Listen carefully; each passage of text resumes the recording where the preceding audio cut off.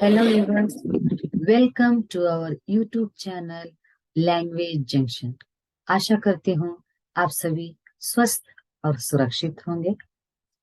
जैसे कि आप सभी जानते हैं कि मैंने अपने वीडियोस में व्याकरण से संबंधित यानी प्रश्न पत्र के जो वस्तुनिष्ठ प्रश्न यानी जो ऑब्जेक्टिव क्वेश्चंस होते हैं उनको मैंने इस प्रकार से हल किया है कि जहां पर ना केवल उत्तर बताया जाए बल्कि उसको विस्तार रूप से समझाया भी जाए। ये आप जानते हैं, है ना, विथ एक्सप्लेनेशन है। लेकिन अब ये जो वीडियोस आएंगे, आप जो देख रहे हैं एग्जाम सीरीज कहकर मैंने जो वीडियोस अभी प्रारंभ किए हैं, इन वीडियोस में मैंने पिछले साल के जो प्रश्न पत्र हैं, प्रीवियस क्वेश्चन पेपर्स जो हैं, उनसे एक एक विषय पर, यानी एक उदाहरण अगर मैं बताऊं, जैसे समास है, समाज से संबंधित जो प्रश्न हैं 2015 से लेकर 2022 तक किस किस प्रकार से प्रश्न पूछे गए हैं, समाज से संबंधित, वाच्य से संबंधित, पदबंध हो चाहे संधि हो, समास हो, वाक्य हो, जो भी विषय पर किस प्रकार से प्रश्न पूछे गए हैं। 2017 में समाज से संबंधित कैसा आया था प्रश्न, 18-19 में कैसे आए थे समाज से संबंधित। ठीक है, इस तरह के प्रश्नों को मैंने एकत्रित किया है, इकट्ठा करके एक वीडियो बनाई है, जिससे कि आप एक वीडियो देखने पर ही आपको पता चल जाएगा कि इतने सालों तक, यानी 15 से लेकर 22 तक किस किस प्रकार से इस विषय पर प्रश्न पूछे गए। ठीक है, तो आज का जो वीडियो है, इस वीडियो में हम वाच्य से संबंधित प्रश्न देखेंगे कि प्रीवियस ईयर किस प्रकार के क्वेश्चंस इससे पूछे गए। ठीक है, चलिए देखिए वाच्य।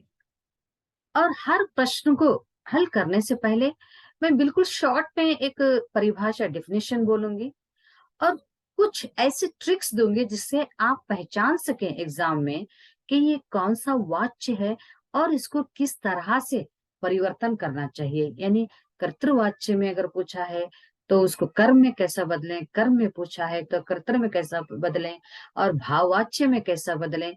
ये थोड़ा सा मैं आपको हिंट देते जाऊंगी या ट्रिक्स बताऊंगी, इस तरह से आसानी से आप एग्जाम में पहचान लें वाच्य को और उसका परिवर्तन कर सके।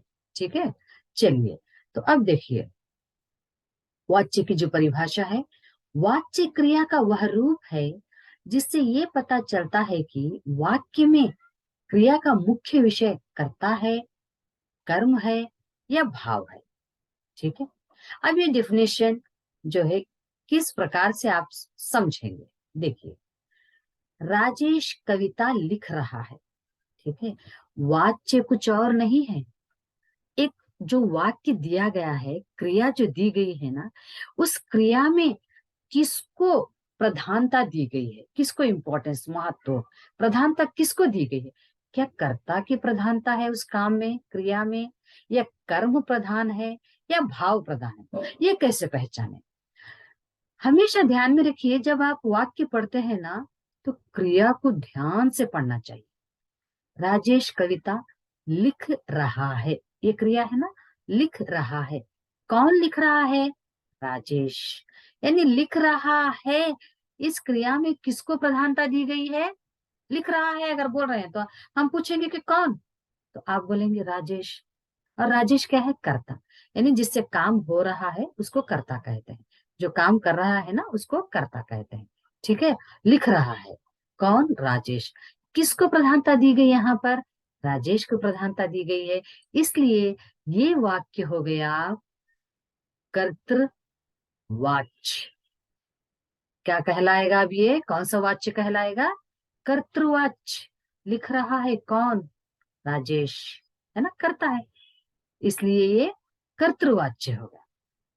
दूसरा जो वाक्य है, राजेश द्वारा कविता लिखी जा रही है। चलिए फिर से हम यहाँ पर क्रिया देखेंगे, लिखी जा रही है, क्या क्या लिखी जा रही है, कविता, है ना।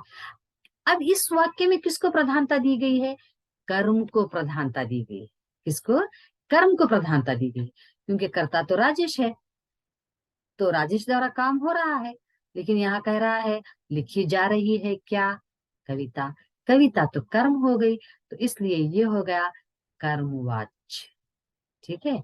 अब तीसरा देखिए, राजेश से लिखा नहीं जाता। भाववाच्य पहचानना तो बहुत आसान है, क्योंकि भाववाच्य में न कर्ता को प्रधानता दी जाती है, न कर्म को प्रधानता दी जाती है ना। यहाँ पर केवल भाव को प्रधानता दी जाती है। इससे पहले एक और अब बात मैं आपको बताऊंगी कि कर्तृवाच्य जो होता है ना, उसमें अकर्मक क्रिया भी होती है, सकर्मक क्रिया भी होती है। ठीक है, दोनों प्रकार की क्रियाएं होती है, लेकिन कर्मवाच्य में हमेशा सकर्मक क्रिया ही होती है। अकर्म जिसमें कर्म नहीं है, सकर्म जिसमें कर्म होता है। ठीक है। लेकिन भाववाच्य की जो क्रियाएं होती हैं वो हमेशा अन्य पुरुष में होती हैं, पुल्लिंग होती हैं और एक वचन होती है। ये ध्यान में रखें आप। जैसे यहाँ देखिए, राजेश से लिखा नहीं जाता, है ना, पुल्लिंग है। राधा से लिखा नहीं जाता, लिखी नहीं जाता नहीं कह रहे हैं, है ना। तो क्रिया जो है यहाँ पर पुल्लिंग हो रही है और एक वचन होता है। ठीक है, और अन्य पुरुष में होता है। तो अब इतना, आप इतनी जानकारी जब आपको मिल गई है, मैं आशा करती हूँ कि अब जो प्रश्न है, जैसे यहाँ पर देखिए जून 2019 में ये प्रश्न पूछा गया था वाच्य से संबंधित। बच्चे क्रिकेट खेलते हैं वाक्य का कर्मवाच्य रूप है। बच्चे क्रिकेट खेलते हैं, खेलते हैं कौन? बच्चे, यानी कृतवाच्य है। अब इसका कर्मवाच्य क्या होगा? जब हम कृतवाच्य को कर्मवाच्य में बदलते हैं, द्वारा का प्रयोग करते हैं और काल को ध्यान में रखकर वाच्य बदलना चाहिए। ये बहुत ही महत्वपूर्ण बात है कि आप काल का ध्यान रखें। जैसे यहाँ पर बच्चे क्रिकेट खेलते हैं, है ना, खेलते हैं वर्तमान में अगर है तो आप जो वाच्य बदलेंगे वो भी वर्तमान में होना चाहिए। किस प्रकार से होता है? बच्चे क्रिकेट खेलते हैं, मैंने अभी कहा कि कर्मवाच्य में जब बदलते हैं तो द्वारा का प्रयोग करना चाहिए या से का प्रयोग होता है। ठीक है, तो अब देखिए, बच्चे से क्रिकेट खेलते हैं, गलत, से है लेकिन खेलते हैं। क्रिकेट के द्वारा बच्चे खेलते हैं, क्या ये सही है? क्रिकेट बच्चों के द्वारा खेला जाएगा या खेलते हैं, है ना, जाएगा ये भविष्य हो गया। बच्चों के द्वारा क्रिकेट खेला जाता है ना, बच्चे क्रिकेट खेलते हैं, तो क्या होगा सही ऑप्शन? बच्चों के द्वारा क्रिकेट खेला जाता है, ये सही है। D option is the correct answer. Next, Mohan कहानी लिखता है, वाक्य का कर्मवाच्य। अच्छा, कौन सा वाक्य है ये? वाच्य कौन सा है बोलिए? लिखता है। कौन? मोहन, कृतवाच्य है। अब कर्मवाच्य में कैसा बदलेगा? द्वारा का प्रयोग करके आपको बदलना है। मोहन कहानी लिखता है, मोहन द्वारा कहानी लिखी जाती है, ये होना चाहिए। या फिर मोहन के द्वारा कहानी लिखी जाने वाली है। मैंने अभी कहा कि आपको काल टेंस का ध्यान रखना चाहिए, है ना। तो क्या होगा ये? कौन सा सही है ऑप्शन इसमें? मोहन कहानी लिखने वाला है, या फिर मोहन से कहानी लिखी जाती है, मोहन के द्वारा कहानी लिखी जाने वाली है, मोहन कहानी को लिखेगा। तो सही ऑप्शन क्या है? मोहन से कहानी लिखी जाती है, क्योंकि लिखता है तो कहानी लिखी जाती है, जो मार्च 2019 में ये प्रश्न पूछा था। ठीक है।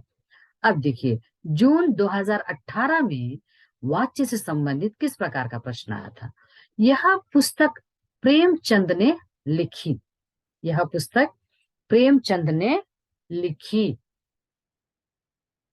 प्रेमचंद ने लिखी। ठीक है, यह पुस्तक। तो अब ये कौन सा वाच्य है? लिखी किसने? प्रेमचंद ने, है ना। तो और यहाँ प्रश्न भी दे दिया आपको, वाक्य का कर्मवाच्य रूप है, यानी बोल रहा है कि ये तो कर्तवाच्य है, अब आप इसको कर्मवाच्य में बदलिए। ठीक है, यह पुस्तक प्रेमचंद ने लिखी, क्या होना चाहिए? यह पुस्तक को प्रेमचंद ने लिखी, यह पुस्तक प्रेमचंद के द्वारा लिखी गई। ये कौन सा काल है? यह पुस्तक प्रेमचंद ने लिखी, यानी भूतकाल। आपको भूतकाल में ही बदलना होगा ना कर्मवाच्य। तो क्या होगा इसका सही उत्तर? यह पुस्तक प्रेमचंद के द्वारा लिखी गई। तो सही ऑप्शन क्या है यहाँ पर? Option B is the right answer. Next यहाँ देखिए, उसके द्वारा पुस्तक पढ़ी गई।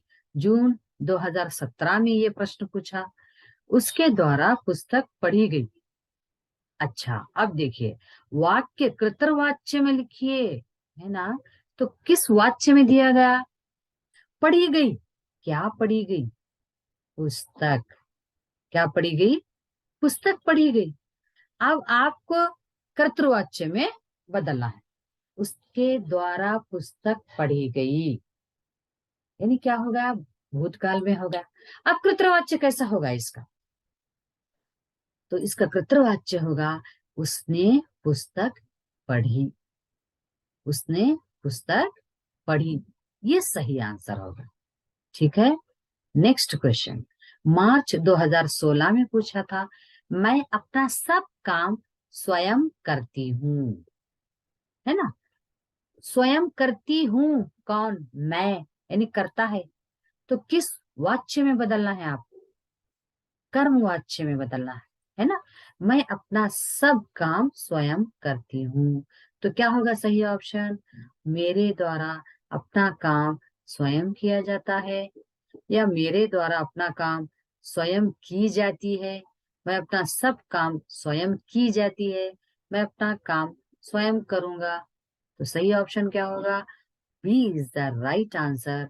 मेरे द्वारा अपना काम स्वयं किया जाता है, करती हूँ, किया जाता है। ठीक है। नेक्स्ट, पद्माकर ने कवित्त लिखे वाच्य बदलने पर, है ना? पद्माकर ने कवित्त लिखे, ऐसा प्रश्न पूछा गया था। ठीक है। तो कौन सा वाच्य है ये भी? कवित्त लिखे, लिखे किसने? पद्माकर ने। तो कर्तृवाच्य होगा। कर्मवाच्य में बदलने पर क्या होगा? पद्माकर कवित्त लिखे, पद्माकर द्वारा कवित्त लिखे गए, पद्माकर कवित्त लिखेंगे, पद्माकर कवित्त लिख रहे हैं, या किस काल में है? पद्माकर ने कवित्त लिखे, है ना? भूतकाल है। तो क्या होगा? द्वारा का प्रयोग करके लिखना है ना, अभी आपको वाच्य बदलना है। पद्माकर द्वारा कवित्त लिखे गए। ठीक है। तो इस प्रकार से यहाँ पर मैंने कुछ वर्षों के प्रश्न लिए, जिनमें वाच्य किस किस प्रकार से पूछा गया है ये बताया गया था। आशा करती हूँ आपको अच्छे से समझ में आ गया है कि वाच्य से संबंधित जो प्रश्न आए हैं वो कैसे पहचानना है परीक्षा में, और उन्हें किस तरह से परिवर्तन करना है। ठीक है। तो आगे आने वाली वीडियो में हम एक और विषय के साथ, जो प्रीवियस ईयर्स के क्वेश्चंस हैं, साल के साथ के 2017 हो, 15 हो, 19 हो, वहां पर जो भी विषय से संबंधित वीडियो बनेगा, हम वहां पर वर्षानुसार प्रश्न लेंगे और उनको हल करने का प्रयत्न करेंगे।